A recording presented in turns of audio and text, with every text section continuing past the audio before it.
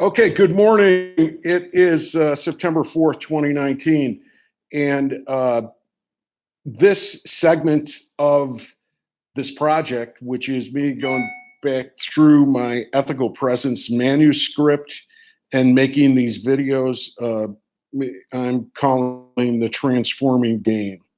And in the manuscript itself, it may be this video, it might be another video after this, but it's getting near the end of the section in the manuscript, which is specifically about improvisation. Although, if you've been watching these videos at all, you know that I take a very broad view of what that is, and I tie a lot of other things in.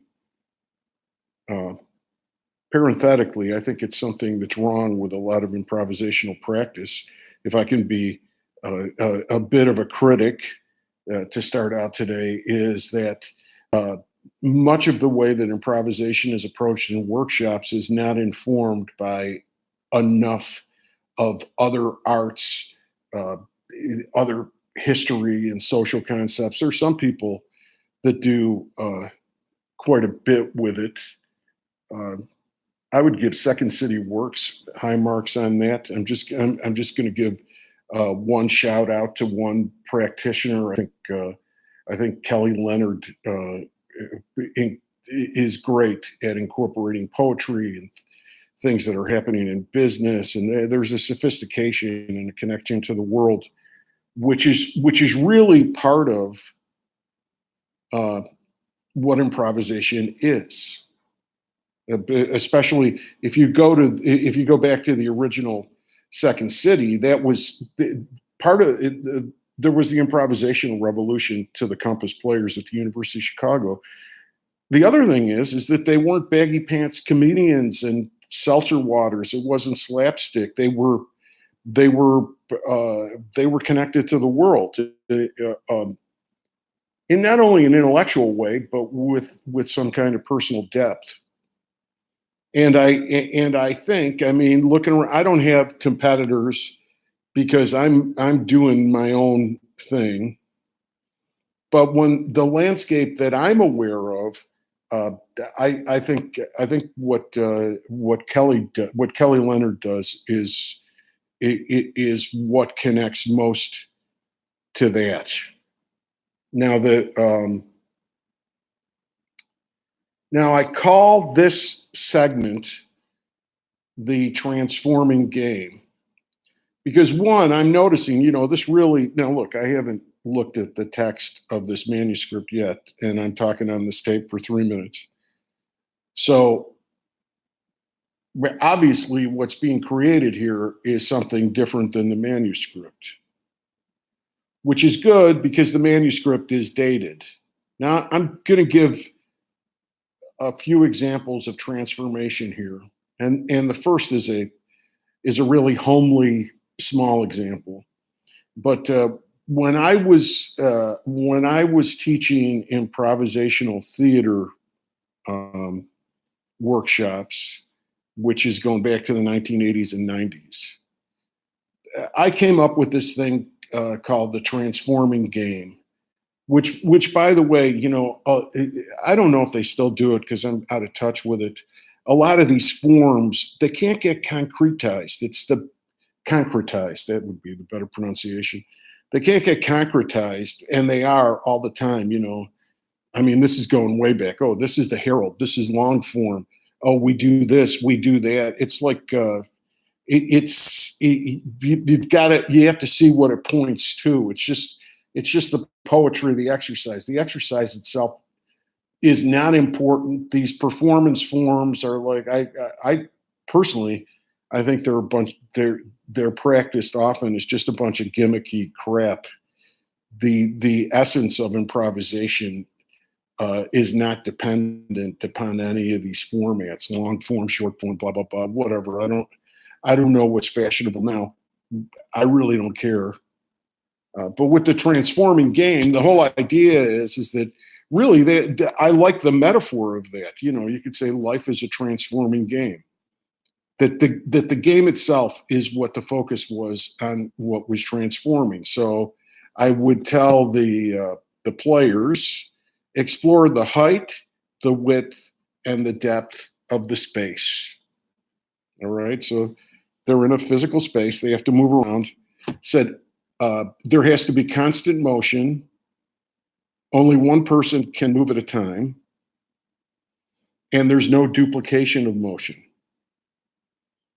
So, it causes interesting performance questions, right? Like give and take, who's going to move when, how you're going to communicate.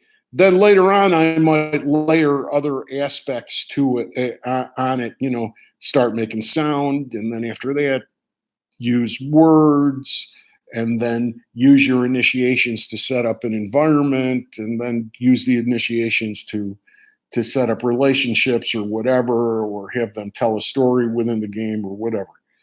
But the whole idea is that the game is constantly changing, and yet remains the same. Now let me give you a few other of these examples of transformation to tell you what I mean. Because the reason why I'm thinking about it this morning is because I looked at this next material, and it's not so much that I think it's bad writing, but I think that I've gone deeper into what the writing's about. So so there's been a change, but it's the same. Let me give you the first example. And I'm not offering the example of Pope John Paul II with any religious connotation, but he was a creative person. He was a writer and whatever. I mean, poping is a creative thing to do, I guess. And he talked about the fact that everything that he ever wrote about in his life was he wrote about the same things, and he just drilled down. Can I get this on camera? Do you see this motion and like drilling down, like the opposite of the graphic for the movie Vertigo? So he would go down like this and get more of an understanding. And it's interesting that near the end of his life, because he was writing about the Catholic Church for really his entire adult life, and near the end of his life, he said that a time would come when the church would be unnecessary, because everyone in the world would have such a high consciousness of the concept of the mystical body of Christ, which, talk about doing a snapshot of something for illustrative purposes, but is basically saying an understanding of the divinity that exists in all people and in the world, and a reverence for that you'd have no needs for sacraments, and you'd have no need for worship, and you'd have no need for entreaties to God, because basically there was an awareness of the unity of the world and God. This was his. So he came to this. Obviously he had a heavy investment in the church as an institution, and he came to this late in his life. Let me give you another example which might help explain that example. My mother has advanced dementia, so now, it's like she's out of it. She smiles and everything. There's certain things that are there, but before it really became advanced, or maybe even before she had dementia at all, like many old people, she liked to look at photo albums. And that looking of photo albums, that's the transforming game. There are all these pictures. People get older. People get thinner. People get fatter. Some people disappear. Photos that are 4 or 5 people become 3 people, become 2 people. Dogs are in briefly and then they leave. And and she would take solace. Why? Because she's thinking about the eternal. So she could look at all that and see it all as the same thing. And now, even in her dementia, when she hallucinates, sometimes my father's been dead since 2009. So she'll hallucinate that he's there, or her sister that died, or whatever. because these moments are all the same. So there's this contrast, right? We dig deeper and we keep transforming, and at the same time, I think of speaking of my mother has or had, I don't know where it is now. She had a picture of me when I was a baby, and I was like this, I had my hand up like this, and I was talking and expounding, and I was me.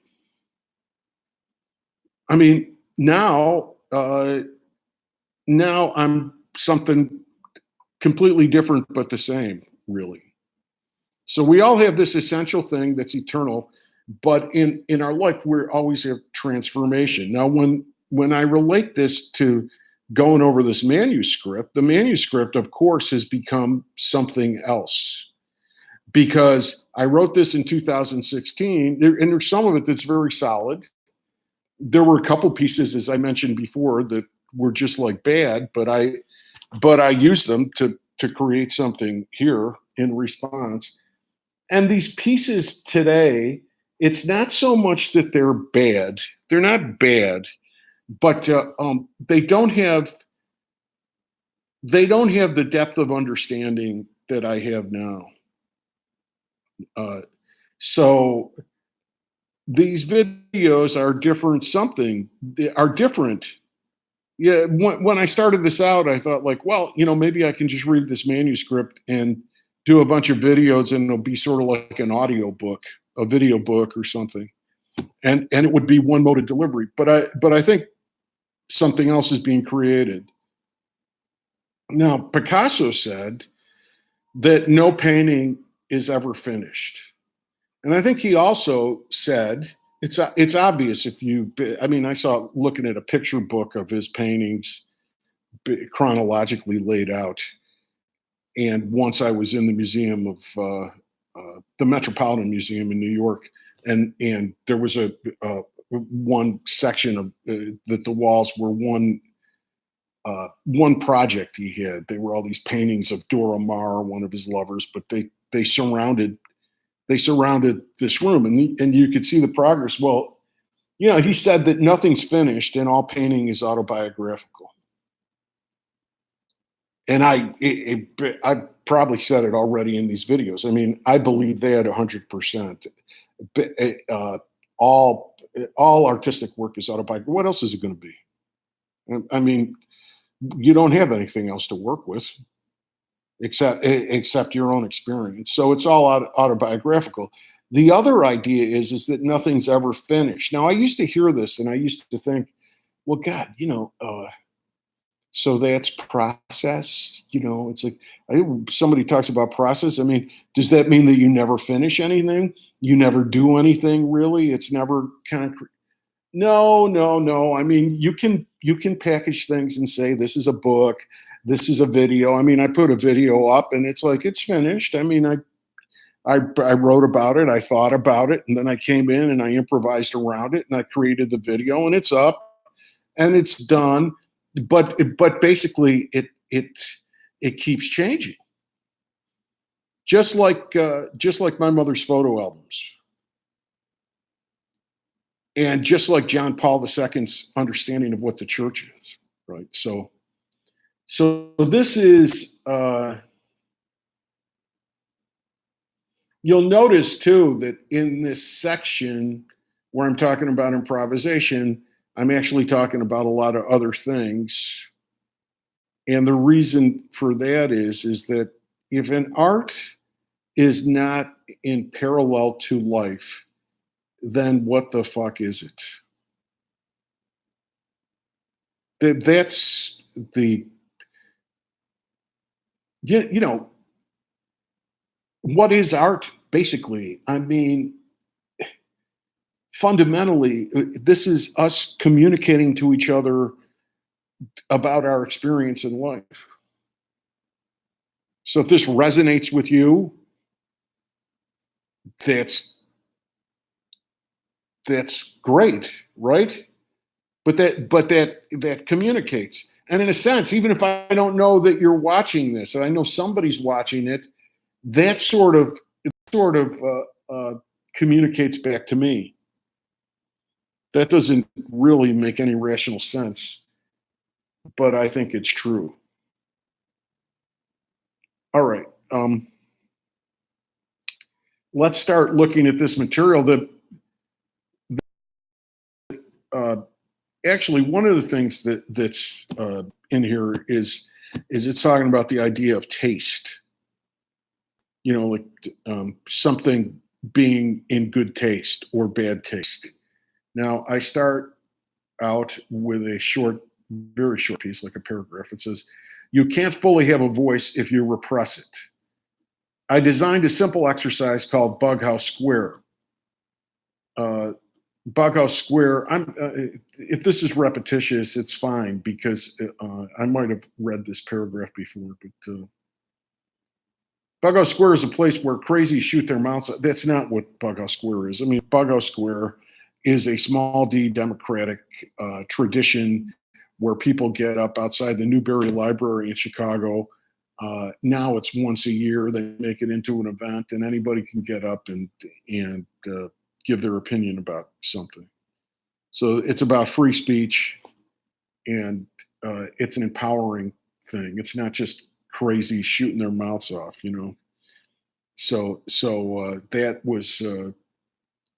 So that's not my criticism of my writing that line isn't transformative. That's me criticizing the line as bad writing even then. And I think the bad writing in this paragraph is because it's not true of all the writing in here. But sometimes when I was writing this textbook, I was writing it catering to students, and this actually fell away from my teaching. So this might have been in about my second year of teaching at UIC. And by the fifth year, I didn't do shit like this anymore. By the fourth year, even. So I'm describing this Bughouse Square exercise with my students at UIC. And I say, I ask students to stand up and share their political opinions. I ask them to tell jokes. Off-colored jokes are preferred. Of course, there are many situations where it's inappropriate to opine and be profane, but are there? So that's another question too. Maybe one of the problems that we have is that there are too many situations where people don't opine and be profane, because what we've come to is a pretty profane society. And to walk around with polite reverence, in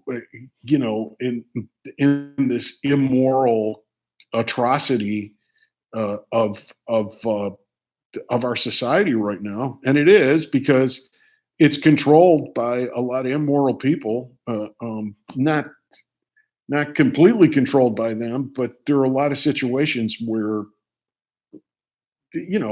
I talked about it in the last tape. It's like Beto O'Rourke saying it's a fucking disgrace with these guns. And they make T-shirts. And I know it's politics. And I know he knows it's going to resonate. And I know, in a sense, it's a manipulation. And I know he has a personal agenda. But all that being said, it is a fucking disgrace. It's fucking ridiculous that people are dying in these mass shootings. Now, then I say, but occasionally we have to let our intolerant and naughty sides out to play. I really hate this fucking paragraph. I just hate it. It's being naughty to be. First of all, it's not good to be tolerant of everything. This happened when I was doing my show in improv venue, and this director I had said, because I got trolled by some white nationalists. They trolled my blog at a time when I was writing a lot of anti-Trump stuff and a lot of stuff against fascists, and they trolled me, and this guy said, you should invite him to the show. I don't want a fucking Nazi at my show. I don't tolerate fucking Nazis. So let our intolerant side. Oh, I'm wrong. I'm not. I don't tolerate Nazis. Fuck Nazis and our naughty sides. This is. I'm embarrassed by this paragraph. I'm embarrassed by it. The when this must have been early on. This had to be in the first or the second year of me teaching at UIC, where I was still getting my bearings about me and trying to understand and completely understand where the students are coming from. Problems with the fucking students where you have to say it's your naughty side or this or that is it's like you're 18 years old, you should be an adult. You should be a man. I don't know. This is and to get their responsibility. Naughty is not a word that I ever want to use in my writing again. Naughty, your naughty side. You have to have the uninhibited shamelessness of a child to make art. Actually, to make art, you have to have a tremendous sense of shame. You have to have the shame of being a human being. You have to have the shame of sin, of original sin. Boy, this is quite Catholic. This video so far. Think of it metaphorically. Don't say, "Oh, I'm shutting him off. He's off on some Catholic trip." Now, don't be an asshole. That's not what I'm saying. You have to have the shame of original sin and the shamelessness of being completely unembarrassed. It's not a man. You shouldn't be ashamed of expressing yourself. You shouldn't be ashamed of saying what you think, what you feel. It's not only your right, but it's your essence. Maybe you don't express it in words, but I know one thing is I'm sure it's not a newsflash to you. I gotta talk. I have to write. I have to. That's what I was born to do. That's what that is. That is the reason I'm alive.